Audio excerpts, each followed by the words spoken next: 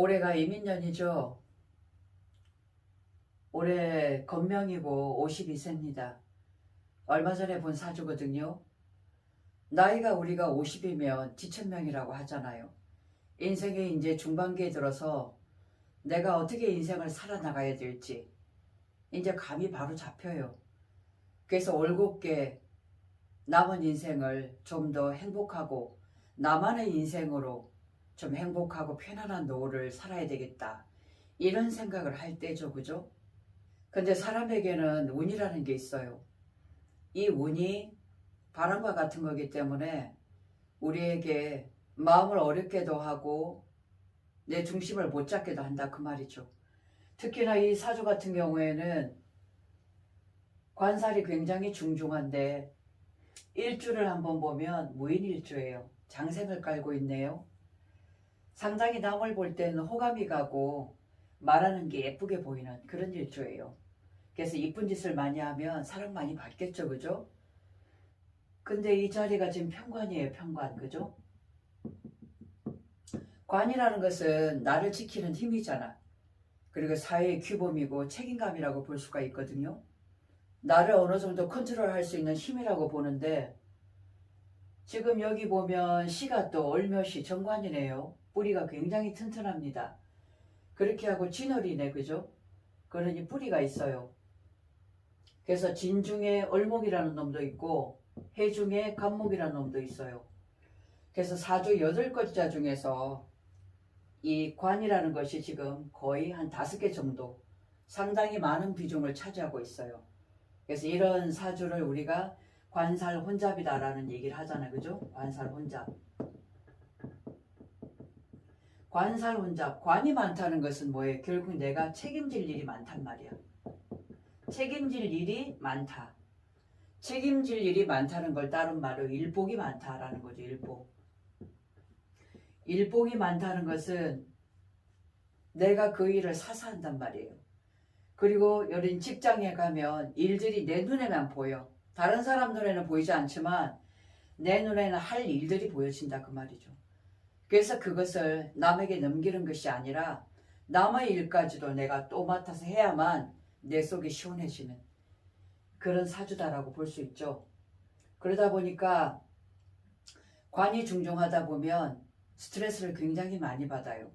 일에 치이게 되고 마치 뒤에서 누가 칼이라도 들고 막 잡으러 오는 그런 불안이라든가 조급함이 생겨요. 그래서 인생을 널 쫓기듯이 좀 살았다라고 볼 수가 있거든요. 그리고 이 사주 같은 경우에는 무엇보다 지금 임묘신 방합을 좀 이루고 있잖아. 그죠? 우리가 삼합이라는 것은 사회의 어떤 목적성을 가지고 이렇게 한번 해보자. 목적을 위해서 모여주는 그런 합이라고 본다면 이 방합은 혈연에 의한 것이고 가장 개인적인 거예요. 이게 나만을 위한 내 안으로 들어갈 수 있고 이러다 보면 우리가 고집이라고 그러잖아. 고집이면 뭐예요? 불통이다라는 말을 하죠. 통하지 않아. 누구 말도 안 듣는단 말이에요. 그래서 우리가 고집이 센 사람을 똥고집이다라고 얘기하잖아. 이 고집은 아무나 말릴 수 있는 힘이 아니다는 거지. 그죠? 그리고 이 관이 지금 전부 다 목에 해당돼. 목기운. 그래서 목기운이라는 건 뭐냐면 뒤를 돌아본다든가 내 주변을 바라보는 것이 아니라 그냥 앞만 보고 가. 앞만 보고 위로만 보고 가기 때문에 뒤를 돌아보지 않는다 그 말이죠. 그리고 이 사주가 지금 진의 원진이죠. 언제라도 이 해수를 진종으로 묻어버릴 수가 있잖아. 이게 직장생활, 사회생활에 어떻게 써요? 우리가 말하는 이 재성이라는 것은 사회성이거든. 그죠? 이게 윗사람이라고 볼 수 있고 이게 윗사람의 불협합이라든가 내 주변 사람과의 마찰로 인해서 직장을 오래 다니지 못할 수가 있다. 그래서 사실은 직업도 여러 번이나 바꿨다 그래요. 스스로가 부딪혀 견뎌내질 못하고 싸워서 그만둔다는 얘기죠. 그리고 많은 일을 본인이 도맡아 갖고 남의 일까지 해주는데 사실은 남이 이렇게 부탁을 해주잖아. 그럼 그 일을 해주면 참 고맙다 이런 말을 들으면 흐뭇하죠. 그죠? 사실 그 말 한마디면 다 끝나는 거거든. 근데 어때요? 이 사주는 잘해주고도 어때요? 인정을 못 받죠. 왜? 그냥 너는 당연히 일 잘하는 사람, 너는 당연히 그 일을 하는 사람이야 라는 당연함에 빠지더라 그 말이죠.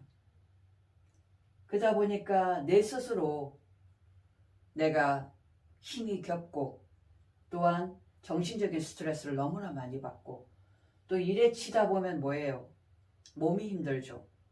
어느 순간 관절이라든가 이런데 무리하고 손상이 되어지기 때문에 내가 지쳐 스스로 쓰러지게 되더라 그 말이죠.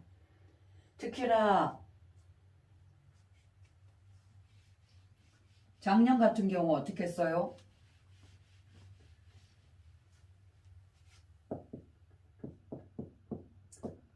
무토일간에 상관이 들어왔죠. 상관인데 이게 정관이잖아. 관을 충해가지고 결국은 진축, 축진파도 그죠? 직장 그만뒀어요. 너무나 힘겨웠다 그 말이죠. 그죠? 그럼 올해 이민년이 왔다. 재생살이 되네 그죠?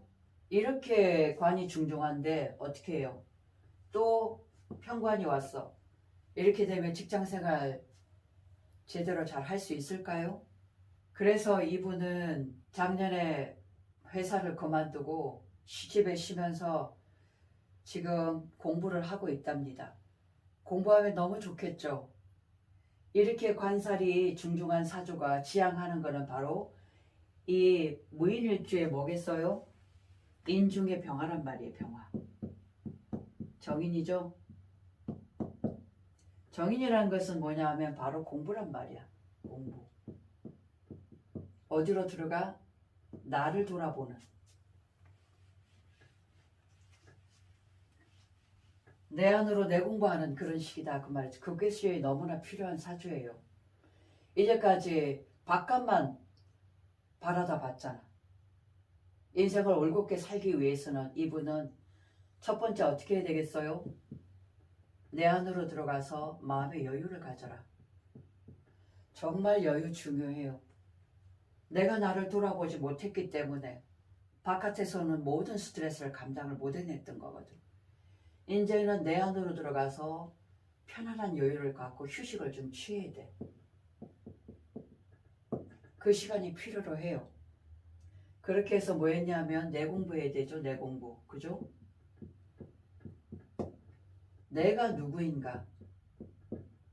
나라는 사람이 어떤 사람인가를 좀 알아야 된다 그 말이죠. 그리고 내 안으로 들어가서 뭐냐면 나를 사랑해야 돼. 그동안은 내 몸을 돌보지 않고 나를 사랑하지 않았기 때문에 이러한 상처라든가 스트레스를 스스로 본인이 책임지고 갔던 거죠. 그래서 그 중압감에 본인이 견디지 못하고 자리를 박차고 여러 번을 나왔던 그런 케이스가 되겠죠. 그죠? 그래서 실제적으로는 내가 내 자신을 사랑을 해야 돼.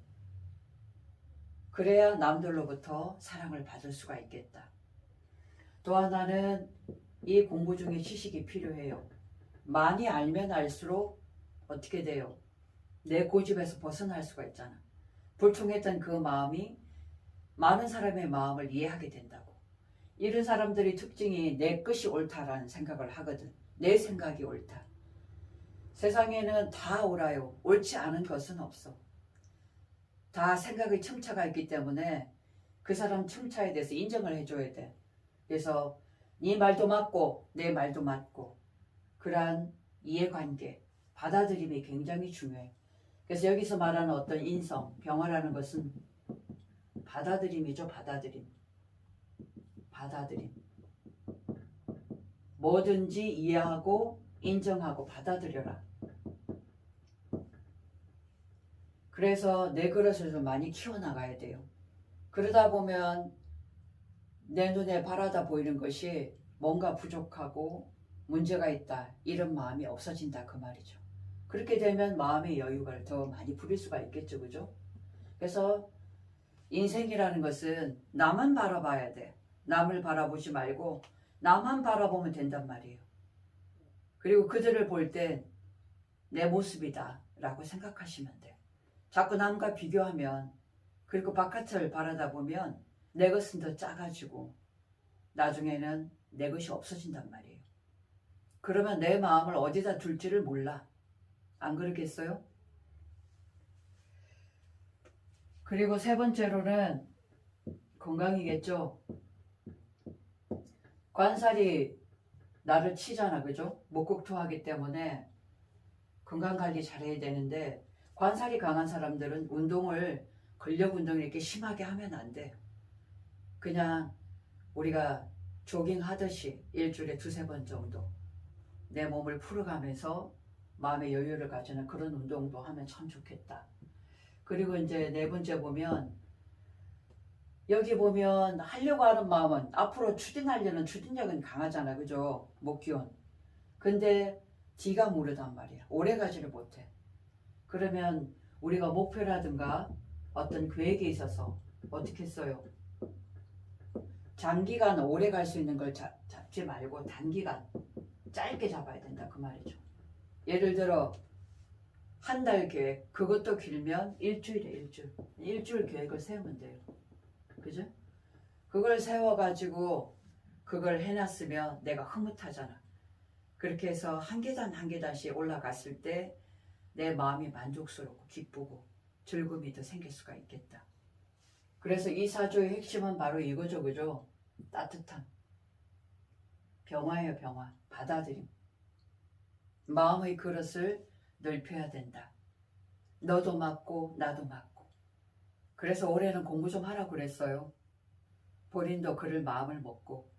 그리고 알면 알수록 더 모든 것을 이해하게 되기 때문에 마음 공부뿐만이 아니라 많은 것을 지식도 알아가는데 굉장히 많은 도움이 되리라. 그렇게 보여집니다. 그래서 오늘은 목기운, 관살이 강한 사조에 대해서 한번 풀어봤습니다. 고맙습니다.